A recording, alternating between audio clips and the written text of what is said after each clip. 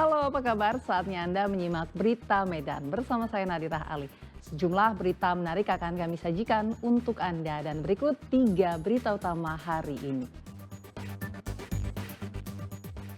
Prabowo Subianto dan Gibran Rakabuming Raka resmi dilantik menjadi Presiden dan Wakil Presiden Republik Indonesia periode 2024-2029.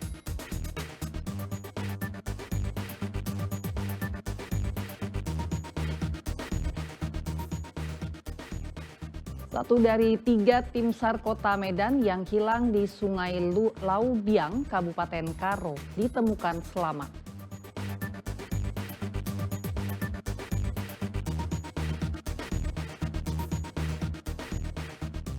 Warga Kelurahan Indra Sakti, Kota Tanjung Balai, digegerkan dengan temuan jenazah wanita tanpa identitas.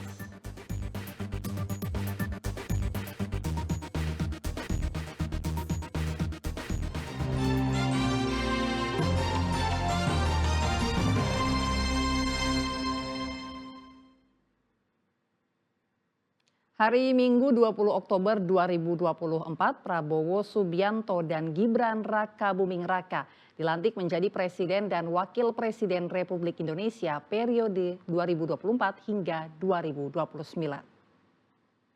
Mohon menuju tempat yang telah ditentukan.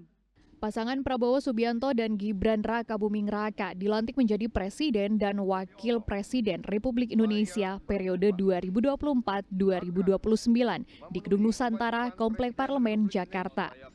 Para kepala pemerintahan dan wakil dari berbagai negara sahabat turut hadir dalam acara ini. Kita berkuasa seizin rakyat. Kita menjalankan kekuasaan harus untuk kepentingan rakyat. Kita harus selalu ingat, setiap pemimpin dalam setiap tingkatan harus selalu ingat, pekerjaan kita harus untuk rakyat.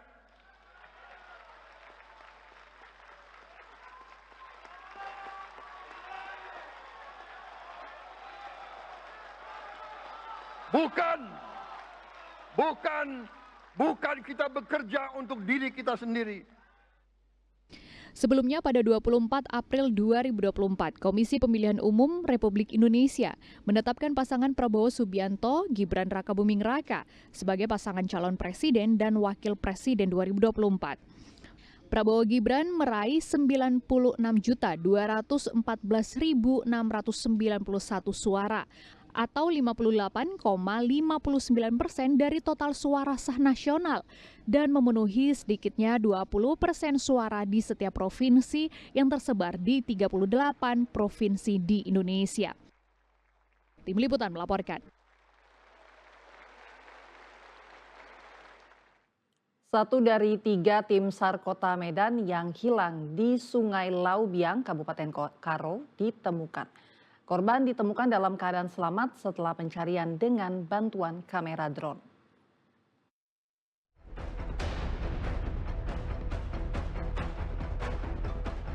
Satu personil SAR yang terjebak di lembah Sungai Laubiang ditemukan. Korban terjebak di atas perahu karet di tengah aliran sungai dan tersangkut tumbuh-tumbuhan sekitar sungai. Pencarian dilakukan menggunakan pantauan drone. Tim SAR pun langsung mengevakuasi korban dan memeriksa kondisi kesehatan korban. Sebelumnya, tim SAR Kota Medan pada Rabu siang kemarin mencari korban hilang di Desa Limang, Kecamatan Tinabinanga, dengan cara menelusuri Sungai Laubiang dengan menggunakan perahu karet. Pencarian ini berkaitan dengan terjadinya tanah longsor dan banjir di kawasan Sungai Laubiang, tepatnya di Desa Limang, Kabupaten Karo. Perahu untuk melakukan pencarian diisi 6 orang, 4 orang tim SAR dan 2 orang lainnya merupakan warga sekitar. Setelah 1 jam mencari di sungai, kecelakaan perahu karet terbalik, mengakibatkan seluruh tim jatuh ke sungai. 2 warga dan 1 anggota Basarnas berhasil selamat dengan menepi di pinggir jurang, sedangkan 3 orang tim SAR terbawa arus beserta perahu karet. Dan kini 1 orang tim SAR yang dinyatakan hilang ditemukan dalam kondisi selamat. Kondisinya alhamdulillah kita lihat bisa ngomong, berjalan, dan untuk sementara ini sudah dibawa ke Rumah Sakit Kabanjahe. Berarti untuk saat ini total yang masih dicari berapa banyak nih? Sebanyak 2 orang lagi dari tim SAR Basarnas. Nah, jadi kita tetap masih menunggu juga di desa Ujung Delak. Sementara pada hari keempat Sabtu sore, petugas menemukan 1 korban dengan kondisi telah meninggal dunia. Jenazah yang ditemukan berjenis kelamin laki-laki, diduga merupakan korban banjir pada Senin lalu. Setelah dievakuasi dari aliran sungai, korban langsung dibawa menggunakan mobil Basarnas menuju posko selanjutnya dan akan dibawa ke puskesmas tempat guna otopsi.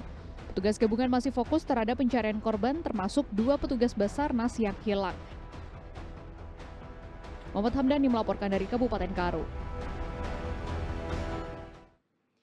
Seorang pemuda di Labuhan Batu Selatan membacok kedua orang tua kandungnya sendiri. Akibatnya kedua korban mengalami luka di bagian kepala dan harus mendapatkan puluhan jahitan serta perawatan intensif di rumah sakit.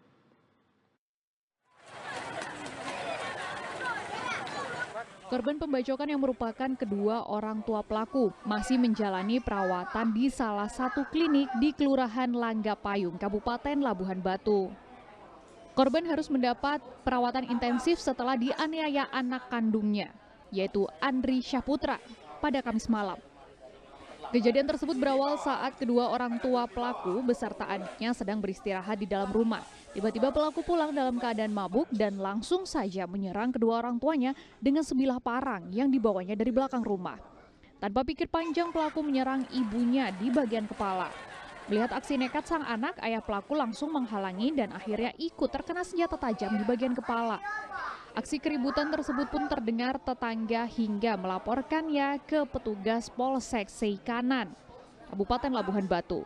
Untuk mengantisipasi pendarahan bagian kepala, warga langsung melarikan kedua korban ke klinik kesehatan. Ibu kandung pelaku mengalami robek pada bagian kepala dan menerima 25 jahitan, sementara sang ayah menerima 10 jahitan pada bagian kepala.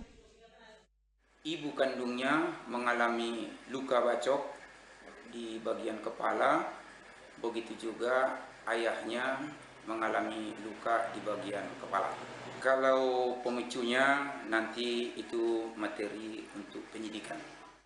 Saat ini pelaku telah ditangkap pihak kepolisian dan masih menjalani pemeriksaan di Polsek Seikanan, Kabupaten Labuhan Batu Selatan. Muhammad Hamdani melaporkan dari Labuhan Batu Selatan.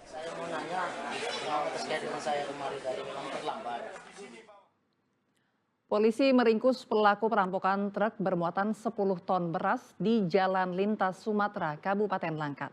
Sang sopir truk sempat disekap oleh para pelaku.